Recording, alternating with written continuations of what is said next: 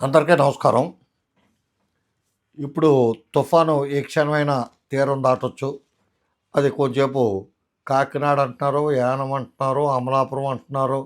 లేపోతే రకరకాల పేర్లు చెప్తున్నారు మచిలీపట్నం అని చెప్పి. కానీ ప్రశాంతంగా ఏ విధమైన అలజడి లేకుండా, క్షేమంగా ఏ విధమైన నష్టం జరగకుండా వెళ్ళిపోద్దని చెప్పి ఆ భగవంతుని, ఆ గంగమ్మ తల్లిని ప్రార్థిస్తూ పవన్ కళ్యాణ్ గారు డిప్యూటీ సీఎం హోదాలో ఉండబట్టి నిజంగా బతికి బయటపడ్డాం, బతికి బట్ట కట్టామని చెప్పి ఒక విధంగా నేను భావిస్తున్నాను. ఎందుకంటే చాలామంది ఒకవేళ ఇన్ కేస్ ఈ పవన్ కళ్యాణ్ అనేటోడే కానీ డిప్యూటీ సీఎంగా లేకపోయి ఉంటే ఈ తుఫాన్ కంటే ముందు చాలామంది చచ్చిపోతారు. దానికి కారణం ఏంటో చెప్తాను. కాకపోతే ఏంటంటే డిప్యూటీ సీఎం అనే దానికి పవన్ కళ్యాణ్ గారికి సంబంధం ఏంటనేది చెప్పే ముందు డిప్యూటీ సీఎం హోదా అనేది ఒక వ్యక్తి వల్ల పదవి కారణం వస్తుందో, ఒక వ్యక్తి వల్ల పదవి నాశనం అయిపోద్ది. టీఎన్ శేషన్ రాకముందు జస్ట్ బిఫోర్ టీఎన్ శేషన్‌కి ముందు చీఫ్ ఎలక్షన్ కమిషనర్ ఎవరు భారతదేశానికంటే ఎవరికీ తెలీదు. నాకు కూడా తెలీదు. ఆయనొచ్చాక చీఫ్ ఎలక్షన్ కమిషనర్ అంటే ఇంత శక్తివంతమైనోడా అనే విధంగా ఆయన నిరూపించుకున్నాడు. అప్పటి నుంచి ఈ చీఫ్ ఎలక్షన్ కమిషనర్ పదవి యొక్క వాల్యూ పెరిగింది. దానికి ఒక గ్లామర్ వచ్చింది, అందం వచ్చింది. తర్వాత కొంతమంది దాన్ని మళ్ళీ నాశనం చేసేస్తున్నారు. అలాగే మీరు చాలా బ్యాంకుల్లో చూడండి, మేనేజర్లు మారిపోతారు కానీ అక్కడ ఒకడు సబ్ స్టాఫ్ ఒకడు ఉండిపోతాడు. పాపం ఎప్పటి నుంచో చేస్తాడు, వాడు పెర్మనెంట్ అవ్వడు. 25 సంవత్సరాలు 25 సంవత్సరాలు చేసిన తర్వాత ఇప్పుడు దయచేసి ఆ బ్యాంకులు చేస్తాయి. కాకపోతే బ్యాంక్ వచ్చిన ప్రతి కస్టమర్ యొక్క పేరు, ఆడికి ఏ అకౌంట్ ఉంది, ఆడు ఏ లోన్ ఉంది, ఆడి లోన్ అకౌంట్ నెంబరు ఇవన్నీ ఆడి మెమరీలో ఉంటాయి. ఏ మేనేజర్ వచ్చినా సరే ఆడికి ఆ ఫైల్ ఆడే పట్టుకొచ్చి ఇస్తూ ఉంటాడు కాబట్టి. అదేవిధంగా ఇప్పుడు డిప్యూటీ సీఎంగా రాజ్యాంగ పరంగా ఆయనకి ఏ విధమైన స్పెషల్ క్యారెక్టర్స్ కానీ లేకపోతే ప్రత్యేకమైన అధికారాలు కానీ ఏమీ లేకపోయినా పవన్ కళ్యాణ్ తనదైన స్టైల్లో ఎవడ్రా మన ఆపేదనే విధంగా దూసుకుపోతున్నాడు. కాకపోతే ఏంటంటే గతంలో లాగా ఏయ్ నువ్వు వీళ్ళకి ఎందుకు వచ్చావు, స్టేజ్ పైకి ఎక్కించావేంటి, కాకెక్కకుండా వచ్చేసావేంటి అనే పరిస్థితి లేదు పవన్ కళ్యాణ్కి. మిగతా వాళ్ళని అయితే చంద్రబాబు నాయుడు, లోకేష్ అలాగే అందరూ గతంలో మనం చూసాం. గతంలో చంద్రబాబు నాయుడు గారి దగ్గర ఆయన కూడా అప్పుడు కాపులకు ఒక డిప్యూటీ సీఎం పదవి ఇచ్చాడు. నిమ్మకాయల రాజప్ప గారికి ఆ పదవి ఇచ్చారు. కానీ ఆయన చాలా సౌమ్యుడు కాబట్టి ఆయన సెలెక్ట్ చేసుకున్నారు. కాపులో ఎర్రగడ్డ ఎమ్మెల్యేలు ఉన్నా సరే సౌమ్యుడు, ఎప్పటి నుంచో ఎన్ని ఒడిదుడుకున్నా పార్టీ నమ్ముకుని ఉన్నాడు కాబట్టి ఆయన నమ్ముకున్నవాడికి పదవి ఇచ్చినట్టు ఉంటుంది. సౌమ్యుడు మన మాట కాదండి అని చెప్పి ఆయనకి ఇచ్చారు. కానీ నామమాత్రం అది. తర్వాత జగన్మోహన్ రెడ్డి 5 మందికో 10 మందికో ఉప ముఖ్యమంత్రి పదవులు ఇచ్చాడు. కానీ అవి వాళ్ళెవరో పేర్లు కూడా గుర్తులేవు, జనాలు ఎవరికీ కూడా తెలీదు. వాళ్ళు ఎప్పుడూ కూడా పైకెక్కింది కానీ పక్కన కూర్చోబెట్టుకుంటాం కానీ ఎప్పుడూ జరగల. ఇప్పుడు పవన్ కళ్యాణ్ గారి పరిస్థితి, చంద్రబాబు నాయుడు గారు ఏంటంటే పవన్ కళ్యాణ్ కానీ కోపం వచ్చిందా చిన్నపిల్లలాగా అలిగా ఇడబడి వెళ్ళిపోయాడా, వెనకాల పడి వెళ్తాడు వీడు బాబా అని చెప్పి వెళ్తే ఇంట్లో చెప్తారు పవన్ కళ్యాణ్ గారు మిస్సెస్ ఎవరు అన్నం తినకుండా పడుకున్నాడంటే కోపం వచ్చిందని చెప్పి. ఈయన వెళ్ళి పవన్ కళ్యాణ్ ఎత్తుకుని తిప్పుతా ఆ చిన్న గిన్నెలో అన్నం కలిపి రామ్మ అని చెప్పి అంటే పాట పాడితేనే కానీ నేను తిన్నంటాడు. ఎత్తుకు తిప్పమంటాడు, ఎత్తుకుంటాడు. పాట పాడమంటే పాట పాడతాడు. అప్పుడు పాట చందమామ రావే జాబిల్లి రావే అని చెప్పి ముద్దలు తినిపించాడు. అది ఇప్పుడు చంద్రబాబు నాయుడికి పవన్ కళ్యాణ్కి ఉన్న సంబంధం. అంత క్లిష్ట పరిస్థితిలో అంత ఆ విధంగా కంట్రోల్లో పెట్టుకుంటూ వస్తున్నాడు. అది పెద్ద బాధగా లేదు ఎవరికే లేదు. చంద్రబాబు నాయుడు గారికి కూడా లేదు.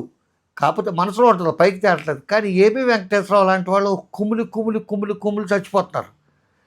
మనం ఇంతమంది కమ్మలో ఉన్నాం, మేము ఇంత శక్తి సామర్థ్యాలు దారపోసాం, నువ్వు గెలుపు కోసం అధికారంలో రావటం కోసం విదేశస్తులు వచ్చారు, ఇంత డబ్బు చేసుకొచ్చావు, ఇంత కొన్నావు, ఇంత మాయ చేసావు, ఇన్ని చేస్తే నువ్వాడెవడో పవన్ కళ్యాణ్ అంటే వచ్చపో చేసుకున్నావు, నెత్తుకు తిప్పుతున్నావు, భుజాన్ని ఎక్కిస్తున్నావు, ఒళ్ళో కూర్చోబెట్టుకుంటున్నావు, పక్కన కూర్చోబెట్టే కుర్చీలో కూర్చోబెట్టట్లేదు అని చెప్పి వేబీ వెంకటేశ్వరరావు లేకపోతే అటువంటి బ్యాచ్ కొంతమంది కరుడు కట్టిన టీడీపీ అభిమానులు కానీ లేకపోతే కరుడు కట్టిన టీడీపీ సామాజిక వర్గ అభిమానులు అవన్నీ దొంగతెందుకు కమ్మ సామాజిక వర్గానికి చెందిన పెద్దలు కానీ కొంతమంది ఉన్నారు. కొంతమంది సౌమ్యంగా మన వల్ల అతను కొన్ని సీట్లు గెలుచుకున్నాడు, అతని వల్ల మనం కొన్ని సీట్లు గెలుచుకున్నాం, 2 శక్తులు కలిసినాయి కాబట్టి ఇక్కడ ఉన్నాం. కానీ లేకపోతే ఆ జగన్మోహన్ రెడ్డి అనేవాడు దెబ్బకాలు మన సోదులో లేకుండా పోదు, అంతవరకు వచ్చేసాడు, అతను త్వరగా వచ్చేస్తున్నాడు. ఇప్పుడు కూడా అతనితో ఎప్పటికైనా ప్రమాదమే. అది ఎవరికైనా సరే ప్రమాదమే. ఎందుకంటే అతనేమీ ఖాళీగా కూర్చుని ఉండట్లేదు. మన స్వయంకృతాపరాధాలు కొన్ని ఉన్నాయి.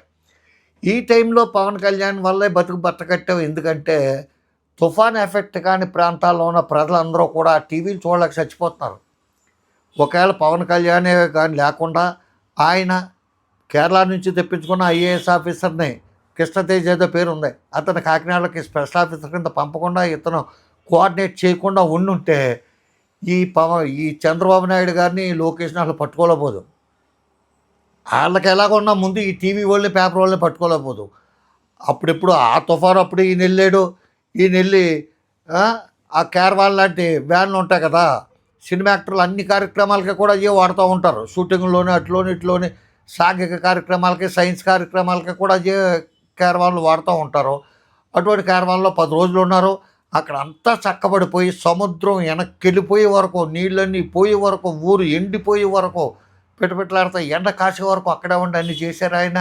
ఆయన ఉండబట్టే వచ్చే తుఫాను కూడా ఊదు తుఫాను ఏదో, అరే ఇక్కడ చంద్రబాబు నాయుడు గారు ఉన్నారో మనం కొంచెం పక్కకి వెళ్దాం, అంత స్పీడ్కి వెళ్తే ఆయన ఏమైనా కోపాడతాడనే విధంగా ఆ తుఫాను కూడా తగ్గిందంట.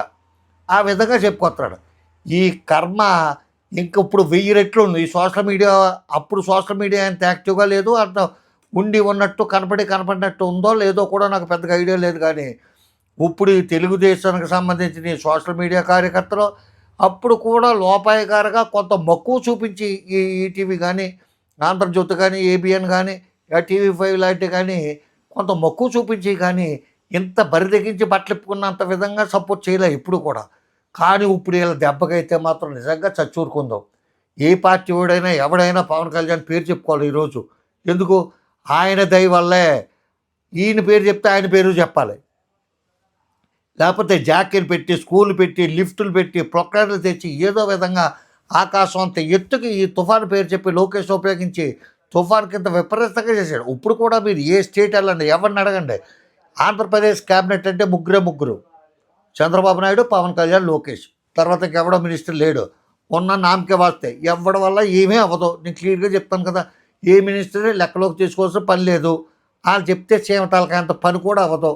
ఏదో ఉండాలి కాబట్టి ఒక క్యాబినెట్ అంటూ ఉండాలి. చంద్రబాబు నాయుడు గారు, లోకేష్ గారు చెప్పినప్పుడు, పవన్ కళ్యాణ్ గారు చెప్పినప్పుడు సంతకాలు పెట్టాలి. పవన్ కళ్యాణ్ గారు చెప్తే సంతకాలు పెడుతున్నారో పెట్టట్లేదో అనే డౌట్ కూడా కొంతమందికి వస్తుంది. ఎందుకంటే భీమవరంలో 5 లక్షల రూపాయల బ్యాంకు ఇవన్నీ, అది చాలా పెద్ద తుఫాను వస్తుంది. దానికి కూడా రెడీగా ఉండండి. ఈ తుఫానుకి 1000 రెట్లు తుఫాను రేపొద్దున జనవరిలో వస్తుంది, పండగ ముందు వస్తుంది. ఆ క్లబ్బులు ఏంటో, పేకాట్లు ఏంటో, కోడిపందాలు ఏంటో, క్యాస్ట్రోలు ఏంటో, గుండాట్లు ఏంటో, కోతాట్లు ఏంటో, చక్రవాట్లు ఏంటో, క్యారవాన్లో చేసే వ్యభిచారాలు ఏంటో మొత్తం సమస్తం బయటకు వస్తాయి.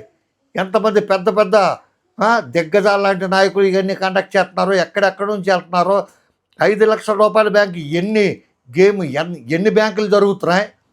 ఒకటి కాదు, 4-5 టేబుల్స్ జరుగుతున్నాయంట. నేను భీమవరం కేజీఆర్ కాలేజీలో చదువుకున్నాను, భీమవరం డిఎన్ఆర్ కాలేజీలో చదువుకున్నాను. నా మెసేజ్ అంతా ఎడ్యుకేషన్ అక్కడే. మేము అక్కడ చాలా కాలం ఉన్నాను, నాకు పిన్ టు పిన్ తెలుసు. అక్కడ యూత్ క్లబ్ మూసేత్వం ఏంటో, అక్కడ నుంచి పట్టుకుని టౌన్ హాల్లో పెడతాం ఏంటో చాలా కథ ఉంది. ఇదంతా క్రమ పద్ధతిలో పేర్చి దాని గురించి చాలా ఎడ్యుకేట్ చేద్దాం అనుకుంటున్నాను. తెలియని వాళ్ళకి, తెలిసిన వాళ్ళకి కూడా. ఆర్డర్ చేయాలి ముందు. ఆర్డర్ చేస్తే అవుద్దేమో చూద్దాం. ఎందుకు ఆగాలో కూడా కారణాలు నేను చెప్తాను. కానీ ఇది ప్రత్యేకించి ఈ వీడియో పవన్ కళ్యాణ్ గారికి కృతజ్ఞతలు తెలియజేసే ఉద్దేశంతో చేశాను. ఉంటాను. నమస్కారం. రామాంధ్రరావు. జై హింద్.